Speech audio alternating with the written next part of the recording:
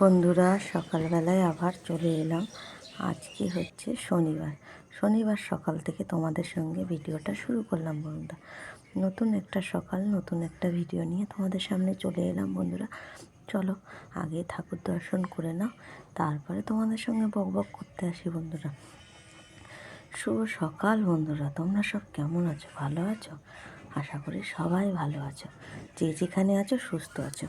রাখি ছোট্ট সংসারে সবাইকে স্বাগত জানালাম।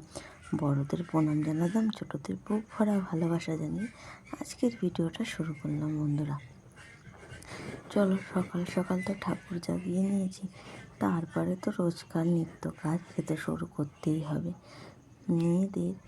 মেয়ে বলতে কি, মেয়েরা হচ্ছে এক সময় হচ্ছে মায়ের রূপ, এক সময় হচ্ছে মেয়ের রূপ, আর এক সময় হচ্ছে কি বলবো, মেয়েদের অনেক রকম ভাগ রয়েছে, সেটা আমার বলার কথা নয়। সেটা কি বলবো, মেয়ে ছাড়া একটা মেয়ে সব পারে সংসারটাকে গুছিয়ে রাখতে, সংসারটাকে ভাঙতে। এটা সত্যিকারের। বন্ধুরা, চলো ঠাকুরের সঙ্গে একটু আমি কথা বলে নিলাম। বন্ধুরা, কেউ কিছু মনে করো না, আমি কথাটা হয়তো গুছিয়ে বলতে পারিনি। বললাম কি বন্ধুরা, আমিও তো কথা গুছিয়ে বলতে পারি না। আমার মন থেকে যেটা আসে আমি সেটা কারণেই ভিডিওটা করি। সকালবেলা উঠে যে মাথাটা আঁচড়াবো সেটা আমার সময় নেই। বন্ধুরা, যেহেতু সকালবেলা বড়মশাই বেরিয়ে যাবে, তার জন্যে গিয়ে আমাকে তাকে খাবার করে দিতে হবে। উঠেছি 6টার সময়। বন্ধুরা, উঠে রুটি করিনি, আজকে পরোটা করেছিলাম, ঘুগনি করেছিলাম। বন্ধুরা, আর ছেলে পাশের ঘরে মোবাইল ঘাটে, সেই জন্য আওয়াজ আসতে পারে, তোমরা একটু মানিয়ে গুছিয়ে দেখো। বন্ধুরা, আর দেখো এই আমড়া গাছটায় অনেকটা দূর, আমি এখন জুম করাটা শিখিনি, ওই কীভাবে কাছে আমি ওটা এখন আমি জানি না, মোবাইল ওটাও শিখে নেবো। বন্ধুরা, চলো ওদিকে সূর্যি মামা উঠে গেছে, দেখো ওই আমড়া গাছটা দেখাচ্ছে কতগুলি আমড়া ফুল এসেছে। বন্ধুরা, এত ভালো লাগছিলো দেখতে, যেহেতু আমি তোমাদের ক্যামেরায় সামনে এনে দেখাতে পারছিলাম না, সেই কারণে বলতে পারবো না, কিন্তু আমি তো দেখতে পাচ্ছিলাম, সেই জন্যই না খুব ভালো লাগছিলো। বন্ধুরা, আর সকালবেলা তো ট্রেনের আওয়াজ আসছে। বন্ধুরা, যেহেতু এখনও অনেকেই ঘুমোচ্ছে, সেই কারণে নিস্তব্ধ, গাড়ি ঘোড়াও রাস্তায় অতটা চলছে না। বন্ধুরা, সেই কারণে তোমার ট্রেনের আওয়াজটাও আসবে আর গাড়ির দু একটা আওয়াজ আসবে। বন্ধুরা, আমাদের বাড়িটা হচ্ছে মাঝখানে, বলি না চুচড়োর মাঝখানে, কীরকম যে চন্দননগর যেতে হয় খাদনামোড় হয়ে, আর একদিকে আসতে হয় চুচড়োর দিকে যেতে, সেই মাঝখানটা আমাদের বাড়িটা পড়ে। চুচড়ো স্টেশন আমাদের বাড়ি থেকে 10 মিনিটে হেঁটে চলে যাওয়া যায়। যদি টুকটুক করে হাঁটো তাহলে অনেক সময় লাগবে, নাহলে 10 মিনিটে হেঁটে চলে যাওয়া যাবে, এরকম ব্যাপার, ভেতর দিয়ে।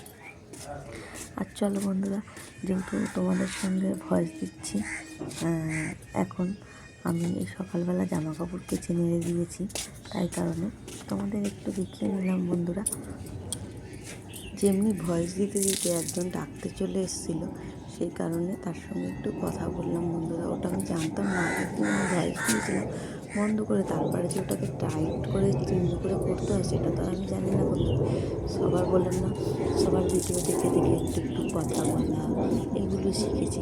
যেরকম ওই যে সোমা দিদিভাই কি সুন্দর গুছিয়ে কথা বলে, আমার খুব ভালো লাগে ওনার ভিডিও দেখতে। আমার পরিবারের সদস্য, আমিও ওনার পরিবারের সদস্য, উনিও ওনার পরিবারের সদস্য, কিন্তু এই যে সুন্দর করে গুছিয়ে কথা বলে, আমার খুব ভালো লাগে।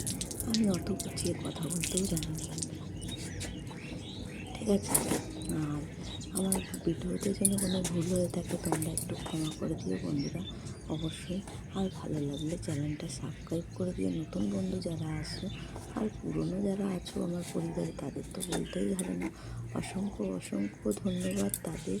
বড়দের প্রণাম, ছোটদের বুক ভরা ভালোবাসা। এভাবেই আমার পাশে থেকো। আমি কিছু জানি না, তারপরেও যে আমার ভিডিওগুলো ভালোবেসে দেখো, তোমরা সুন্দর সুন্দর কমেন্ট করো, তাতে আমি খুব খুশি।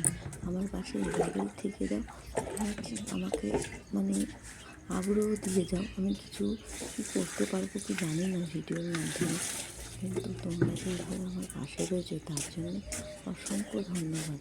তোমাদের ভালোবাসায় যখন বললাম না, ইউটিউবে যদি না আসতাম তাহলে জানতাম না মানুষের মধ্যে মানুষের এত ভালোবাসা আছে। আত্মীয় স্বজনের মধ্যে মিশলে তারাও তাকে নিন্দে করে, কেন তো বন্ধু? কিন্তু এই যে ইউটিউবে দেখলাম বিনা স্বার্থে কেউ, মানে স্বার্থ নেই কারণ, এত সুন্দর ভালোবাসে, সাপোর্ট করে, না পারলে বুঝিয়ে বলে। যেমনি ওই ভিডিওতে আমি অনেক কিছু শিখেছি ইচ্ছাপূর্ণা দিদি ভাইয়ের কাছ থেকে। কিন্তু আমি ওই যে ফোন করি না, কেন ফোন করি না? সেও একটা ব্যস্ত মানুষ, তার ফোন নাম্বার আমার কাছে আছে, আমি কখনো দরকার হয়েছে তখন ফোন করেছি, এখন ফোন করি না।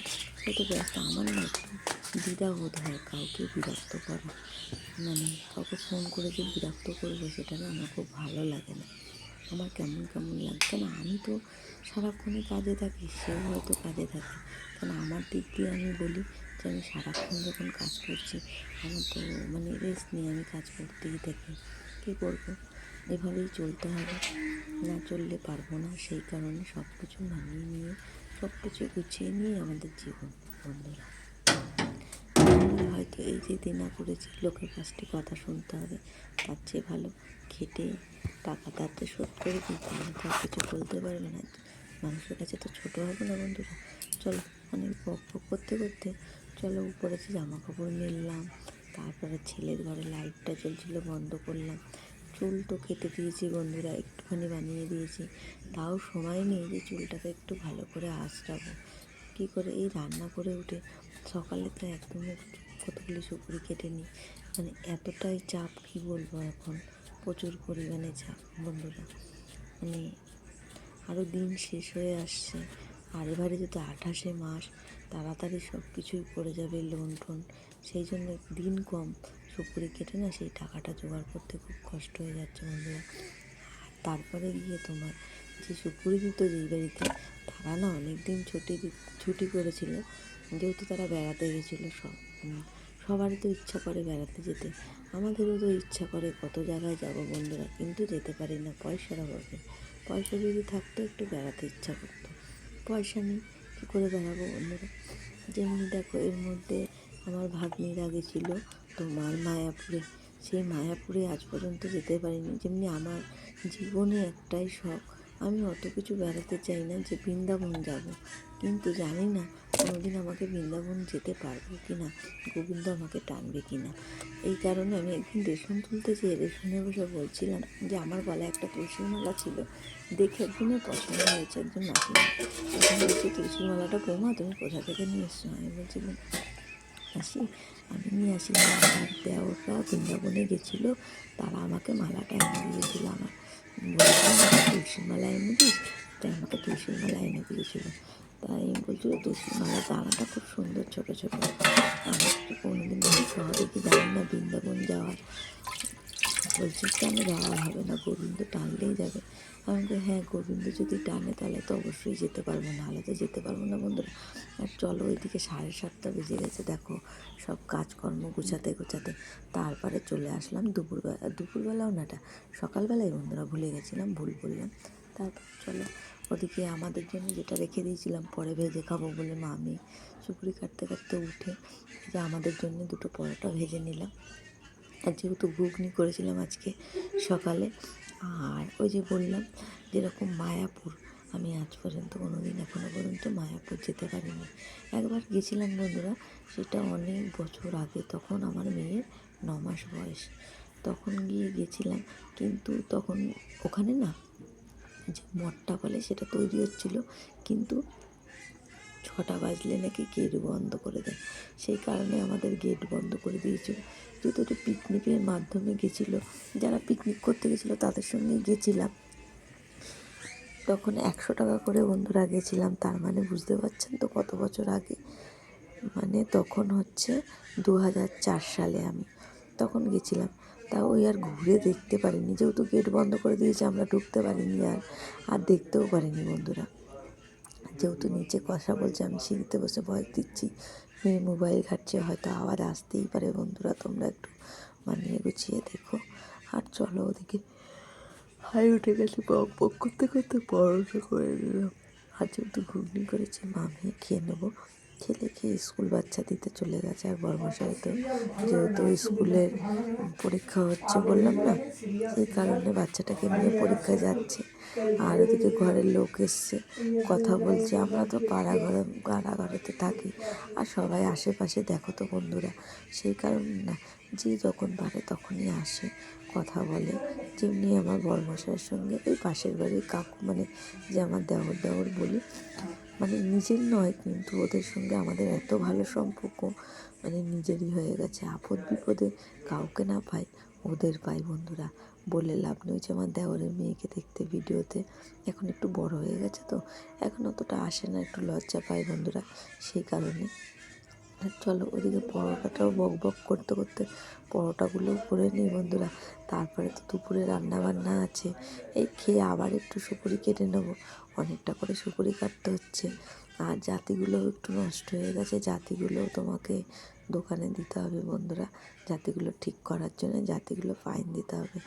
আগের বারে যে ফাইন দিয়েছি, সে না ভালো করে ফাইনটা দেয়নি। জাতিগুলো মানে 1 মাসও সুপুরি কাটতে পারিনি, তার মধ্যে জাতিগুলো ফাঁকা হয়ে গেছে, সুপুরি কাটতে পারছি না বন্ধুরা। সেই কারণে আবার গিয়ে তোমার জাতিগুলো ফাইন দিতে হবে। আর এদিকে চলো তেলটা হলুদ হলুদ দেখছো, কালকে দেখেছিলাম যে হেলেঞ্চা শাকের বড়া ভেজেছিলাম, ওর মধ্যে তো হলুদ দেওয়া ছিল বন্ধুরা। সেই কারণে তোমার গিয়ে ওই জন্য তেলটা হলুদ হলুদ হয়ে গেছে। আর আমাদের তো আটার পরোটা বন্ধুরা, সেই কারণে। আর চলো ওইদিকে মা মেয়ে দুজনে নিয়ে নিলাম, একটু খেয়ে নেবো। তা গিয়ে মেয়ে আবার বলছে, মা একটু আমাকে দাও, কী বলে ওটা, কাসন্দ দাও। আমি বলছি তোর এমনিই গ্যাস হয়, আবার কাসন্দ খাবি? বলছে হ্যাঁ কাসন্দ খাবো। সেই কারণে চলো ওদিকে বাটিতে দিয়ে দিই খেতে। আর তোমাদের সঙ্গে এতটা বক করছি, তোমাদের ভালো লাগলে আমাকে অবশ্যই সাপোর্ট করো। যারা নতুন আসছো, জানি না তাদের কাছে ভিডিওটা কেমন লাগবে। যারাই আমাকে একটু ভিডিওটা দেখো, একটু কমেন্ট করো। আমি অবশ্যই চেষ্টা করি যে ও আমাকে যদি কেউ মানে করে, আমি তার পরিবার থেকে ঘুরে আসার। অনেক সময় কি বলো তো, তার পরিবারে যাই, দেখি তার পরিবারে কোনো কিছু নেই, তখন না ফেরত চলে আসি। আমি কিন্তু সবার পরিবারে যাই, আমাকে যে করে আমি তার পরিবার যেয়ে ঘুরে আসি। হয়তো আমার যেমনি দেখো মাঝখানে তোমার 800-র কাছাকাছি হয়ে গেছিলো, কিন্তু পরস্পর একদিনে মানে 6টা সাবস্ক্রাইবার কেটে গেল। আমি তাতে এখন আর না দুঃখ পাই না, এটা মানে 2 বছর ধরে আমার সঙ্গে হয়ে আসছে, সেই জন্য আমি দুঃখ পাই না। সে ভিডিও দেখে না বলে পরিবারের নাকি, সে কারণে জানি না আমি কী কারণে কেটে যায় বন্ধুরা। চলো বক করতে করতে আবার দুপুরবেলা চলে এসেছি, এতটাই রোদ, মানে চোখে তাকাতে পারছি না, দেখো সূর্যের তাপটা কতটা। আর আমার জবা ফুলের গাছটার পাতাগুলো একটু একটু বেরিয়েছে, জানি না গাছটা বাঁচতে পারবে কি না। আর প্রচণ্ড পরিমাণে হাই উঠছে, যেহেতু শরীরে কষ্ট হয়ে যাচ্ছে, প্রচুর পরিমাণে খাটনি হয়ে যাচ্ছে, সেই কারণে তোমার ঘরের কাজ, পয়সার কাজ সবই তো করতে হচ্ছে, কী করবো বন্ধুরা। সেই কারণে চলো জামা কাপড়গুলো গুছিয়ে নেবো। ওদিকে রান্না করতে করতে কত জামা কাপড় কেচে দিয়ে গেছিলাম, সেগুলো শুকিয়ে গেছে। আর কিছু জামা কাপড় আমাদের চান করে পরতে হবে, সেগুলো আবার নিচে নিয়ে চলে যাব। ছেলেরটাই আলনায় গুছিয়ে রাখি, এই আলনাটা রাখাতে এখানে অনেক জামা কাপড় গুছিয়ে রাখতে পারি বন্ধুরা। আর তো ইঁদুর কখন যে হয়ে যাবে সেটা বুঝতে পারবো না।